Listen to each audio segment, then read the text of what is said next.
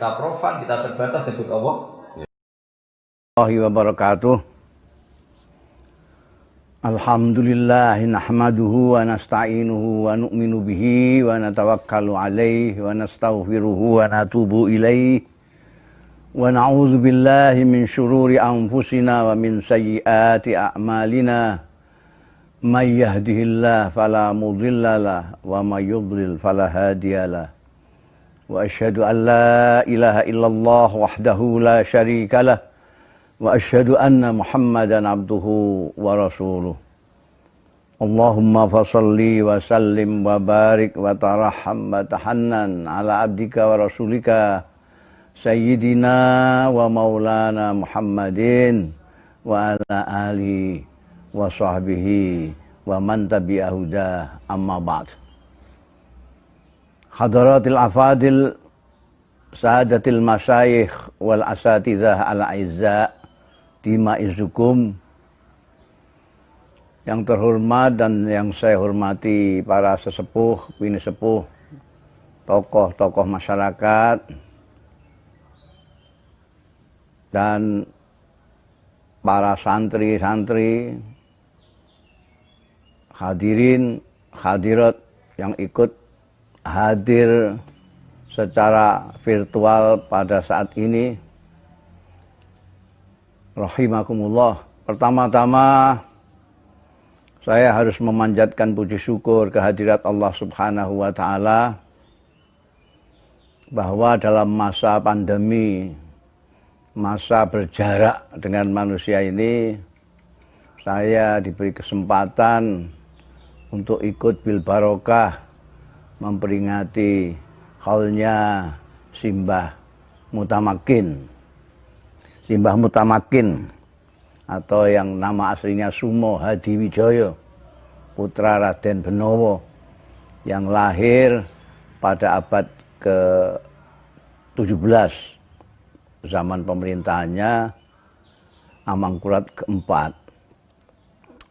Mudah-mudahan kita mendapat berkahnya, pertemuan kita diridhoi oleh Allah Subhanahu wa taala dan bermanfaat adanya. Kita sebagai anak-anak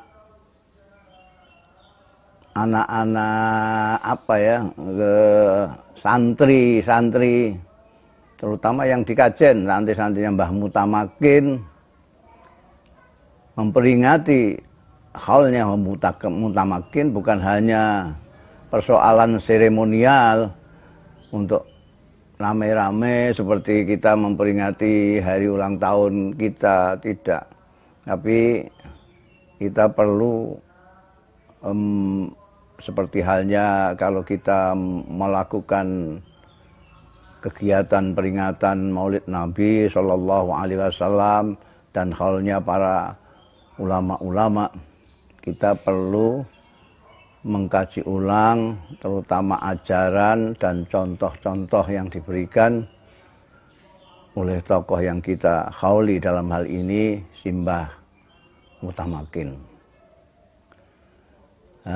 Tentu kalau orang-orang Kajen sudah hafal semua tentang riwayat kisahnya, Mbah Mutamakin, terutama yang yang paling diingat, paling populer itu mempunyai 2 anjing segala macam itu. Tapi yang lebih penting bahwa Mbah Mutamakin ini terkenal sebagai kiai pejuang, sebagai kiai yang menyintai manusia,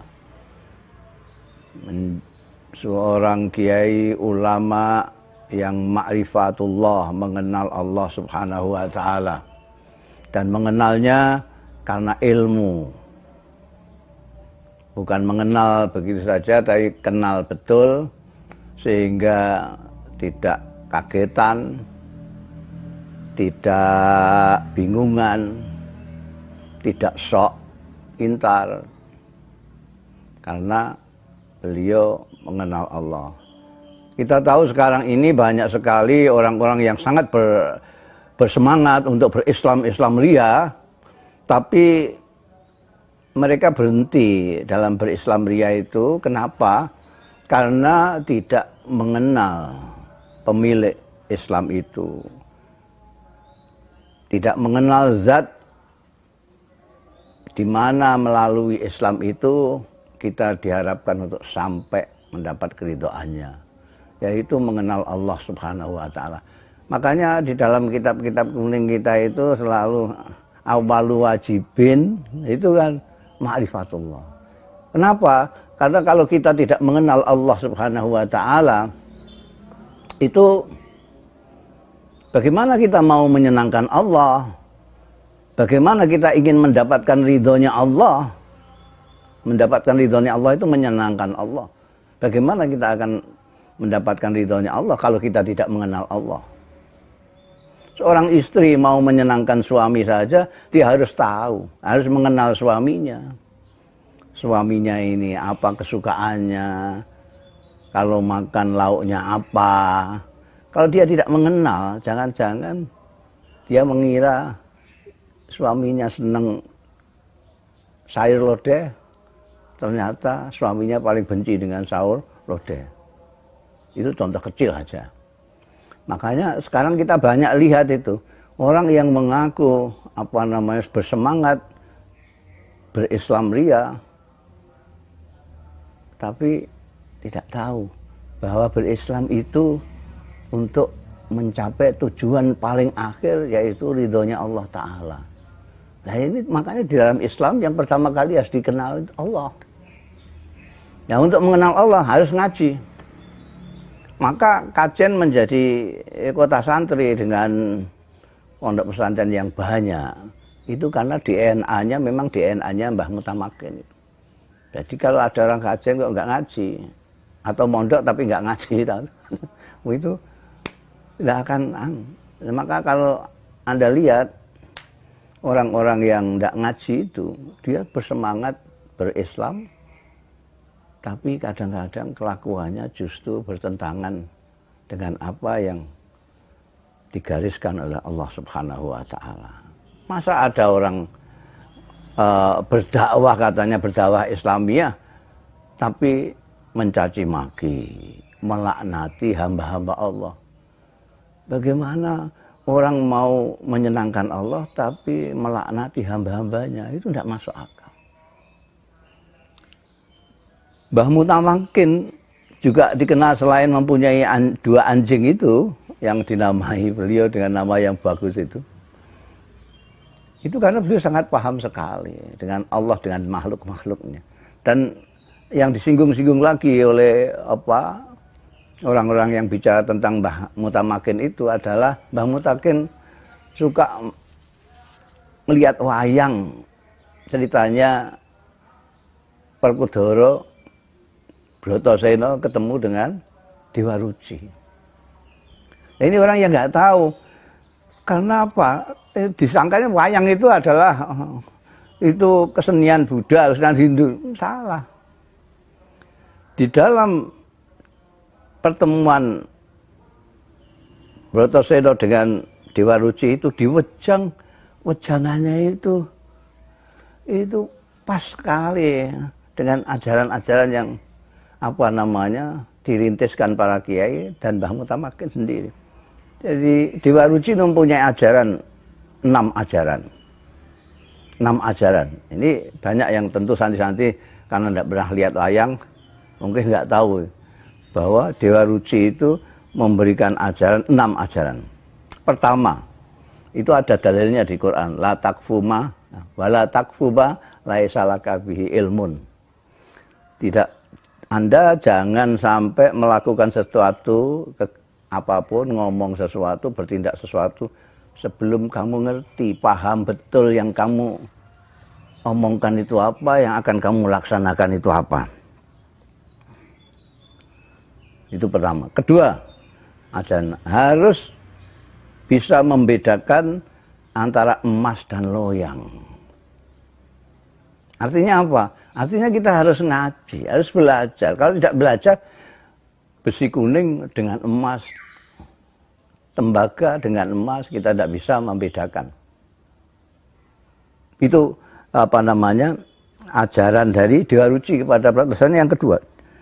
Ketiga, jangan kagetan, jangan bingungan.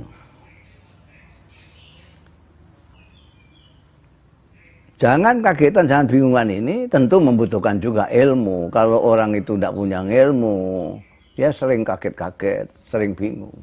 Kalau pengetahuannya luas, dia tidak akan kagetan, tidak akan bingungan. Seperti falsafatnya pesantren. Dulu itu pesantren itu, orang kalau mondok pesantren itu niatnya tidak muluk-muluk, tidak kepengen jadi pilot, kepengen jadi anggota DPR, kepengen jadi petinggi negara, tidak. Bahkan tidak kepengen jadi kiai, tidak kepengen jadi mubalek. Apa? Dulu, nggak tahu sekarang. Dulu itu orang mondok ke pesantren, niatnya adalah menghilangkan kebodohan, titik. Niat mencari ilmu untuk menghilangkan kebodohan. Dan kita tahu bahwa kebodohan tak bisa hilang. Karena begitu Anda pandai, Anda merasa lebih bodoh dari kemarin. Kalau Anda sudah merasa pandai, di situ Anda mulai bodoh. Nomor keempat, ajarannya Dewa Ruci harus bisa mengendalikan nafsu. Nafsu amarah, nafsu lamah, nafsu-nafsu yang mengajak kita untuk berbuat tidak baik. Ini ada semua dalilnya ini. Kalau Anda cari itu ada dalilnya semua. Cuma oleh pewayangan itu dikemukakan sedemikian rupa sehingga seolah-olah itu tidak berdalil. Seperti kiai-kiai kalau mau idhah hasanah itu jarang dalil. Yang biasa dalil itu biasanya ustadz anyaran itu. Yang kelima, ajarannya ini juga ada dalilnya. Ilmu itu harus diamalkan. Bahkan ulama-ulama mengatakan ilmu yang tidak diamalkan itu bukan ilmu. Ilmu haruslah ada ilmu yang diamalkan. Dan itu pelajaran pesantren begitu. Santri-santri, keturunan-keturunannya dari Mbah Mutamakin semuanya mengajarkan ilmu harus diamalkan. Yang keenam, harus memahami tentang kefanaan dunia ini, termasuk kefanaan diri kita sendiri sebagai manusia. Nah,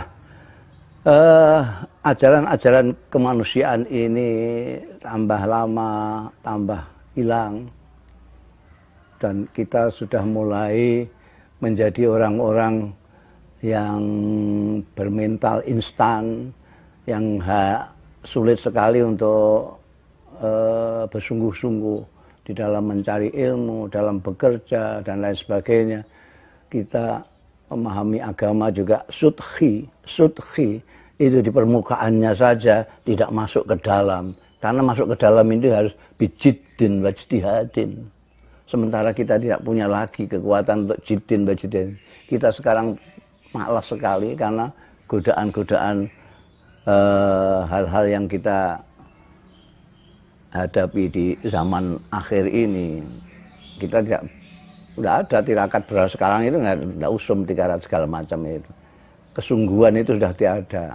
Sehingga kita sekarang suka yang sudhi. Kalau kita lihat itu mau'idhah, tausiah itu kebanyakan sudhi semua, tidak sampai yang mendalam seperti yang diajarkan Mbah Mutamakin. Jarang sekali kita menukik ke dalam. Kalau bahasanya Bung Karno, mencari api daripada Islam itu untuk dikorbankan kepada diri kita sendiri. Sehingga kita itu tadi aneh sekali, kita melakukan sesuatu untuk menyenangkan Allah, mencari ridha Allah, tapi dengan tidak sadar atau tidak berpengetahuan, lalu menyakiti hamba-hamba Allah.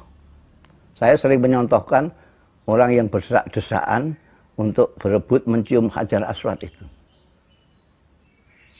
Lihat itu, mereka berebut Hajar Aswad, menyikut kiri kanan supaya dia bisa mencium Hajar Aswad. Ini apa artinya? Dia ingin mencium Hajar Aswad itu untuk kepentingan siapa? Untuk menyenangkan Tuhan atau menyenangkan diri kita sendiri? Tanyakan kepada mereka yang rebutan mencari Hajar Aswad untuk dicium. Untuk menyenangkan diri sendiri atau menyenangkan Allah? Kalau jawabnya untuk menyenangkan Allah, itu aneh sekali. Bagaimana mau menyenangkan Allah dengan menyakiti, menyikuti hamba-hambanya? Tidak masuk akal. Jangankan Allah, saya saja. Kamu ingin menyenangkan saya, anak saya, kamu sikuti, keplak kamu. Dan orang lalu lupa bahwa mencium Hajar Aswad itu paling tinggi hukumnya sunnah. Sedangkan menyakiti hamba-hamba Allah itu haram. Bagaimana untuk mendapatkan kesunahan dengan keharaman? Ini sama saja dengan korupsi, sedekah dari uang korupsi. Tidak menghilangkan kotornya korupsi. Di kemanusiaan kita itu menjadi luntur karena kita salah memahami ilmu, salah memahami tentang kesalehan. Saleh yang sejati adalah orang yang saleh, baik dengan Allah dan baik dengan hamba-hamba Allah. Baik dengan Tuhan dan baik dengan manusia. Tidak bisa. Anda baik dengan manusia tapi tidak sholat, tidak puasa, tidak beribadah kepada Allah. Kamu separuh takwa. Sebaliknya, kamu sembahyang, kamu ngoceh soal Islam segala macam, tapi kamu jahat, zalim kepada sesama hamba Allah, kamu belum berarti orang yang bertakwa. Nah, karena kemanusiaan ini begitu tipis, ya ini husnudzon saya. Allah itu begitu baik. Kita itu selama ini dengan dunia itu tidak berjarak. Bahkan karena tidak berjaraknya kita dengan dunia, begitu cintanya kita kepada dunia, itu kita bisa tega kepada sesama manusia, sesama hamba Allah Ta'ala. Kita lupa, ini sama-sama manusia. Dan kita lupa kepada ajaran Kanjeng Nabi Muhammad sallallahu alaihi wasallam. La yu'minu ahadukum hatta yuhibba li akhihi ma yuhibbu li nafsihi. Ini seringkali termasuk ustadz-ustadz keliru mengartikan hadis ini. Diartikan orang tidak sempurna imannya sebelum dia menyintai saudaranya seperti menyintai dirinya sendiri. Ini tidak benar, tidak pas. Karena kalau artinya begitu, redaksinya tentu la yu'minu ahadukum hatta yuhibba akhahu kama yuhibbu nafsahu. Ini tidak. Hatta yuhibba li akhihi ma yuhibbu li nafsihi. Jadi kalau seperti contoh saya tadi, kalau saudara kita kalau kita senang mencium Hajar Aswad, kita harus senang juga kalau saudara kita bisa mencium Hajar Aswad. Kalau kita senang dihormati, kita harus senang juga kalau saudara kita dihormati. Ini ajaran Kanjeng Nabi. Tapi itu semua karena kedekatan kita dengan dunia yang tidak berjarak sama sekali itu, ini lupa semua, termasuk orang Islam terhadap ajarannya. Maka karena kebaikan Allah Subhanahu wa Ta'ala, maka Allah memberi pelajaran dahsyat kepada kita. Adanya pandemi sekarang ini.